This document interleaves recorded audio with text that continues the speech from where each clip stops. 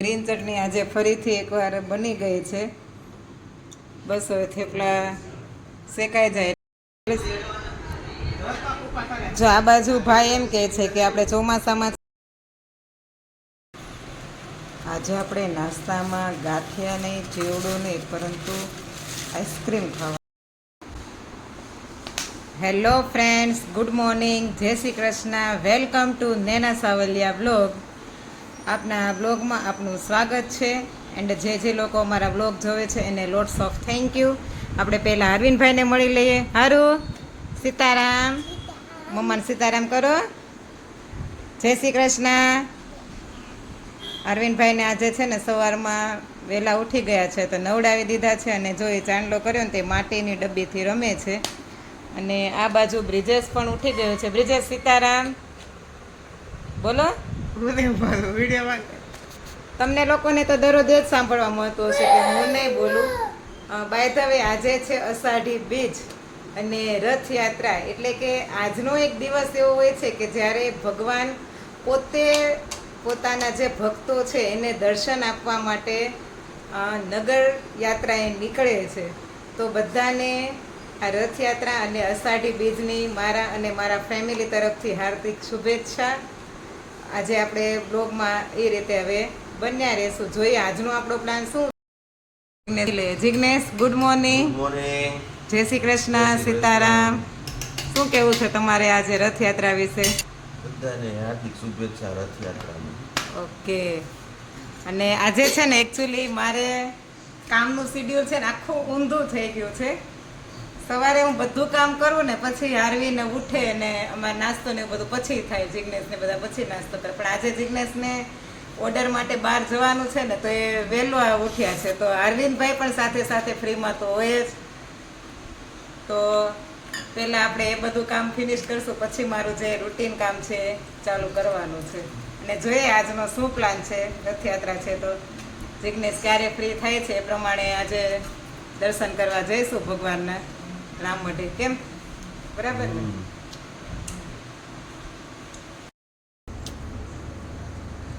આ બાજુ પપ્પા આજે રામ મઢે ગયા હતા સવારે વહેલા, તો ત્યાંની પ્રસાદી લઈને આવ્યા છે. શ્રીફળ છે અને આ મોહનથાળ છે. મોહનથાળ છે ને જ્યારે પણ પપ્પા રામ મઢે જાય ને બ્રિજેશ અચૂક મંગાવે. એને છે ને બહુ ભાવે ત્યાંનો આ મોહનથાળ. એટલે આજે વહેલા ગયા હતા તો લેતા આવ્યા છે.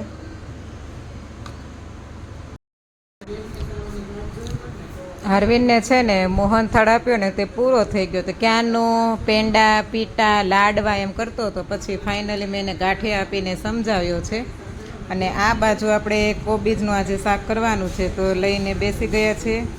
એકચ્યુઅલી આજે પપ્પાને પણ સવારે વહેલું જવાનું છે, મીન્સ કે 11 વાગે રથયાત્રામાં. અને જિગ્નેશને ઓર્ડર હતો એ પણ જતા રહે. એટલે મારું સવારનું શિડ્યુલ છે ને આજે બહુ ટાઈટ થઈ ગયું છે. એક પછી એક કામ ચાલ્યા જ કરે છે. અને સાથે અરવિંદભાઈ ઉઠી જાય એટલે આપણે થોડા વધારે ડિસ્ટર્બ થઈ જઈએ. તો હવે આપણે સવારનું બપોરનું જોઈએ તો બધું મિક્સઅપ છે આજે. હવે બપોરે આપણે હજુ 10:15 થયા છે. રસોઈ બનાવી લઈએ તો પપ્પાને પછી જ્યારે આવવું હોય તો એ ખાઈ લે. જો આ બાજુ ભાઈ એમ કહે છે કે આપણે ચોમાસામાં છે ને આવા શાકભાજી ન ખાવા જોઈએ. મીન્સ કે આમાં શું, કોબીમાં ને એમાં શું હોય કે આ પાંદડા હોય ને એમાં પાણી ભરાઈ જાય ને આ બધું, તો એમ કે આવા શાકભાજી આપણે અવોઇડ કરીએ તો સારું. તો પછી મેં એવું કીધું કે આપણે છે ને તો આની અંદર કોબી જ્યારે સુધારીએ ને પછી આપણે એને ગરમ પાણીમાં થોડીક વાર ઉકાળી લેશું.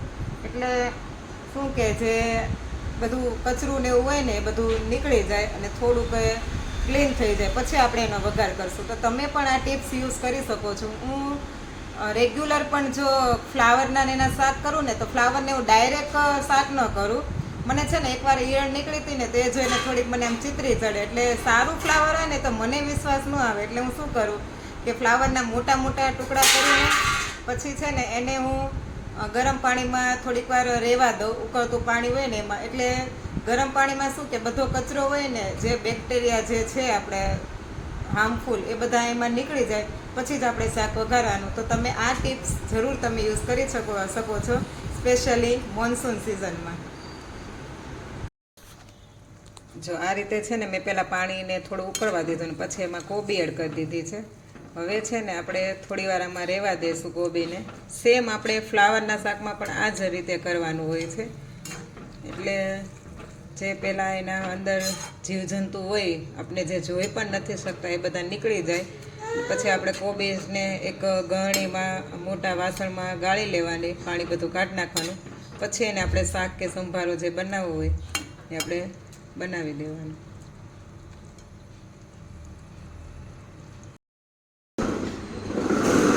જો આ બાજુ છે ને દાદા દીકરો બે રમે છે.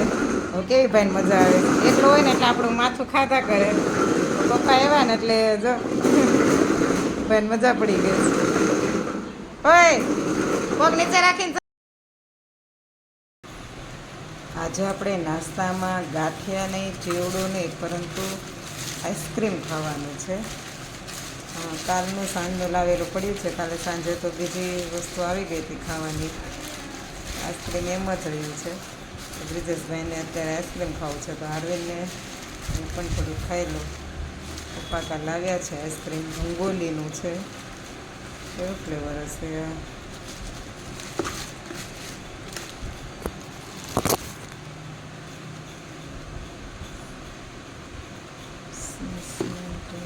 એમાં લખ્યું એવું લાગતું નથી ફ્લેવર.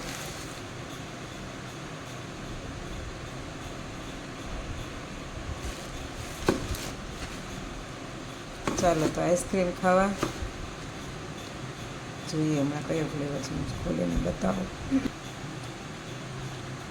જો એનું ટેક્સચર છે ને કંઈક આ રીતનું છે, ઓરેન્જીસ પર છે. હવે અંદર ડ્રાયફ્રૂટને બધું મિક્સ છે, ખ્યાલ નથી આવતો કયો ફ્લેવર છે ને, બટ સારો છે ટેસ્ટમાં. મેં ટેસ્ટ કર્યું.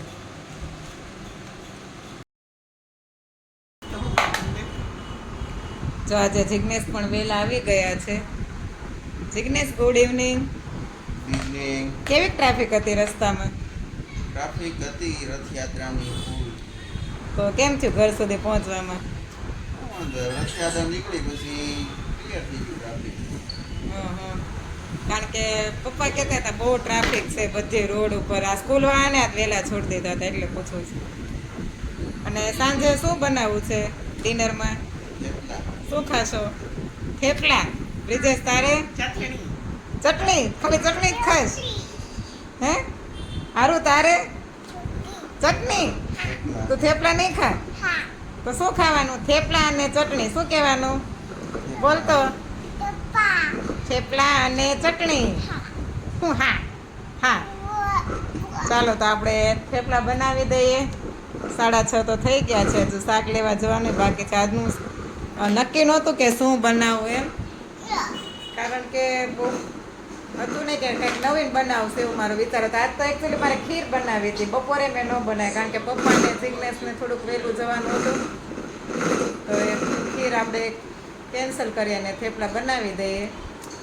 ચલો તો ફટાફટ આપણે રસોઈ કરી લઈએ. અને તમે જો આપણે થેપલા વણીને ઢગલો કરી દીધા છે. હવે તેલ આવે એટલે તળવાના છે.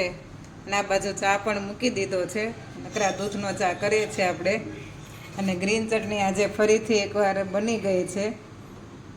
બસ હવે થેપલા શેકાઈ જાય એટલે આપણે જમવા બેસી જઈએ.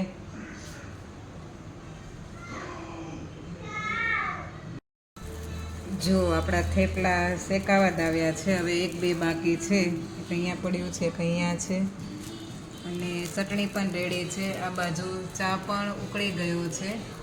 એકચ્યુઅલી આજે ચા અને ચટણી છે ને જિગ્નેશે બનાવ્યા છે. એની ચટણી આ ફેવરેટ છે, ખાંડેલી. તો મેં એમને કીધું કે ચાલો ચટણી બનાવો ને તો હું તમને બ્લોગમાં લઉં એમ. તો કે ના મારે એ રીતે નથી આવવું બ્લોગમાં. મીન્સ કે થોડાક અચકાતા હતા એટલે પછી આપણે એનો વ્લોગ નથી ઉતાર્યો. અને ચા પણ અહીંયા બાજુમાં જ ઊભા હમણાં એને ઉકાળીને ગયા છે. તો થોડી ઘણી આપને આજે હેલ્પ મળી છે એમના તરફથી. ટોકન કહીએ ને, ટોકન નહીં, ડિસ્કાઉન્ટ મળ્યું છે આપને આજે થોડું ઘણું કુકિંગમાં. તો સારું કહેવાય મારા માટે કે એટલું હેલ્પ. પપ્પા પણ આજે જગન્નાથની યાત્રામાં ગયા છે તો એમણે મને થોડાક ફોટા વિડીયો મોકલ્યો છે. એક જ વિડીયો છે. તો એ વિડીયો હું તમારી સાથે શેર કરું છું. તમે જોઈ લેજો અને ભગવાનના દર્શન કરી લેજો. જે લોકોને આજે દર્શન કરવા નથી મળ્યા તે લોકો ખાસ.